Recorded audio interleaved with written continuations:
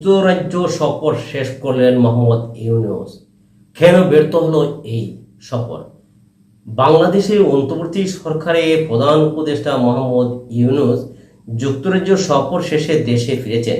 তবে এই সফর নিয়ে নানা বিতর্ক ও সমালোচনা চলছে। মূলত এই সফরে কাঙ্ক্ষিত কিছু অর্জন হয়নি বলেই অনেকেই মনে করেছেন। প্রথমত, ব্রিটেনের প্রধানমন্ত্রী কিয়ার স্টারমারের সঙ্গে বৈঠক হয়নি। সরকারি সফরে গিয়েও এমন গুরুত্বপূর্ণ বৈঠক না হওয়া অস্বাভাবিক। মোহাম্মদ ইউনূসের দপ্তর বলেছিল বৈঠকের চেষ্টা চলছে, কিন্তু শেষ পর্যন্ত হয়নি, যা কূটনৈতিক ব্যর্থতা। দ্বিতীয়ত, সফরের আগে বলা হয়েছিল ব্রিটিশ প্রধানমন্ত্রীর সঙ্গে বৈঠক চূড়ান্ত। পরে জানা যায় সেটি নিশ্চিত ছিল না। এই বিভ্রান্তকর বার্তা সরকার ও কূটনৈতিক পেশাদারিত্বের প্রশ্নবিদ্ধ করেছে।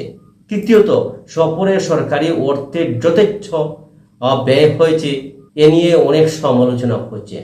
আরো সমালোচনা হচ্ছে যে বিষয়টি, ইউনূসের যে বহরটি নিয়ে গেছিলেন সেটি লন্ডনে বিলাসবহুলে হোটেলে অবস্থান করেছিলেন।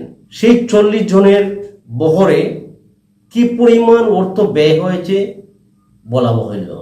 একটি হিসাবে যতটুকু বলা হয়েছে, প্রায় 4 কোটি টাকার মতো ব্যয় করেছেন শুধু হোটেল ব্যয় বাবদ। 4 কোটি টাকার হোটেল ব্যয় বাবদ। এছাড়াও টোটাল আসলে এই হিসাবটি জনগণের জানা উচিত, প্রাপ্যতাও উচিত। টোটাল কত টাকা ব্যয় হয়েছে, এ খরচ জনগণের টাকায় বহন করা হয়েছে বলে দাবি সমালোচকদের। সরকার এ বিষয়ে স্পষ্ট কোনো ব্যাখ্যা দেয়নি। চতুর্থ, এই সফরে দেশে অর্থনৈতিক বা বাণিজ্যিক অর্জন তেমন হয়নি। যা হয়েছে তা পুরোটাই অভ্যন্তরীণ রাজনীতি ও পুরস্কার গ্রহণ ঘিরে। এছাড়া ব্রিটিশ রাজা চার্লসের সঙ্গে 30 মিনিটের বৈঠকের দাবি করা হলেও এই বৈঠকের কোনো ছবি বা প্রমাণপত্র পাওয়া যায়নি। এ বিষয়ে যুক্তরাজ্যের চ্যানেল এস এর এমডি মাহি ফেরদৌস জলিল বলেন, 1.5 টাকার পুরস্কারের জন্য এসেছিলেন তিনি। সরকারের টাকায় নিজের ভোগ বিলাস ছাড়া অন্য কিছু নয়। আসলে মাহি ফেরদৌস সিলেটের একজন লোক, দীর্ঘদিন যাবৎ উনি যুক্তরাজ্যে বসবাস করছেন এবং তিনি আরো একটি কথা বলেছিলেন যে যখন ডক্টর ইউনূস নোবেল পুরস্কার পেয়েছিলেন তখন তিনি নাকি 40,000 পাউন্ড ব্যয় করেছিলেন সের জন্য প্রচারের বিষয়টা নিয়ে। সেই মাহি ফেরদৌস জলিল বললেন যে না, আসলে 1.5 টাকার পুরস্কারের জন্য আমাদের একটা দেশের প্রধান উপদেষ্টা, নির্বাহী প্রধান যাবেন 1.5 টাকার পুরস্কারের জন্য। মাহি ফেরদৌসের কোথায় বোঝা যাচ্ছে আসলে 1.5 টাকার পুরস্কারের জন্যই এই সরকার প্রধান গিয়েছিলেন। পঞ্চমত যে বিষয়টা, ওনার সৌভাগ্য এবং যা সফল হয়েছে তা হচ্ছে বিএনপির ভারপ্রাপ্ত চেয়ারম্যান তারেক রহমানের সঙ্গে বৈঠক। এটা ফলপ্রসূ বৈঠক হয়েছে বলা যাবে। উনি যেহেতু আসলে সেফ থাকতেন, সেই সেফটার জন্য আসলে তারেক রহমানের সাথেই বৈঠক, এছাড়া অন্য কিছু নাই। সরকারি সফরে গিয়ে এমন রাজনৈতিক বৈঠক বিতর্ক জন্ম দিয়েছে। আসলেও উনি সরকারি সফরে গেছেন, উনি তারেক রহমানের সঙ্গে বৈঠক করেছেন, কি বাবা হওয়ার যোগ্য?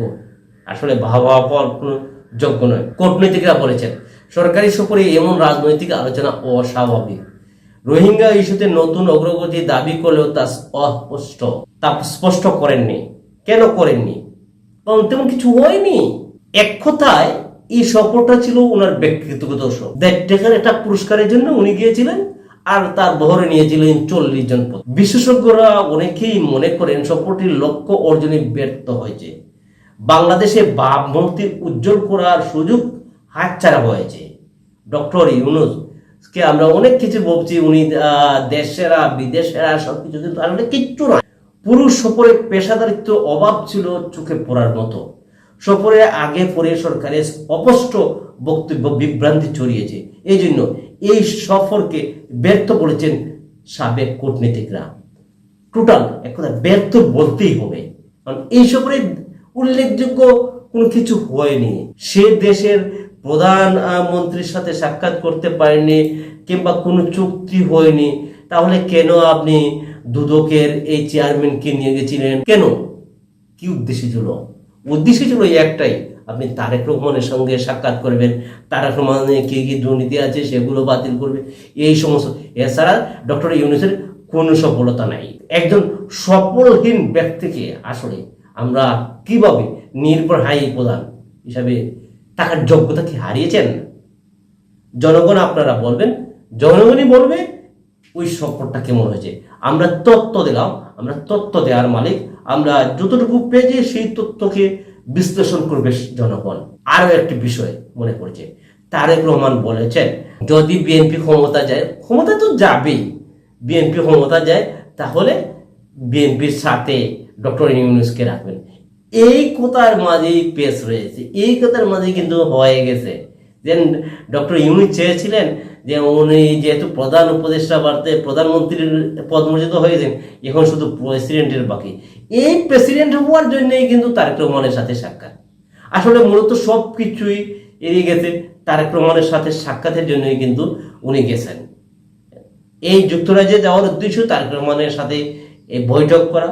মূল বিষয় হচ্ছে তারেক রহমানের সাথে ওনার যে সমস্যা, উনি যে সেফ এক্সিট চাচ্ছেন সেই এক্সিটটা উনি চূড়ান্ত করে আসলেন। আর জনগণকে দেখালেন উনি সফরে গেছেন, সরকারি সফরে। আরে সফরে গেছেন তাহলে আপনি কি কাজ করেছেন আপনি দেখান। আপনি 1.5 টাকার পুরস্কারের জন্য গেছেন? 1.5 টাকার পুরস্কারের জন্য ডক্টর ইউনূস যেতে পারেন না। এটা খুবই আমাদের দেশের জন্য ক্ষতিকর, সবকিছু মিলিয়ে ক্ষতিকর। ধন্যবাদ সবাইকে।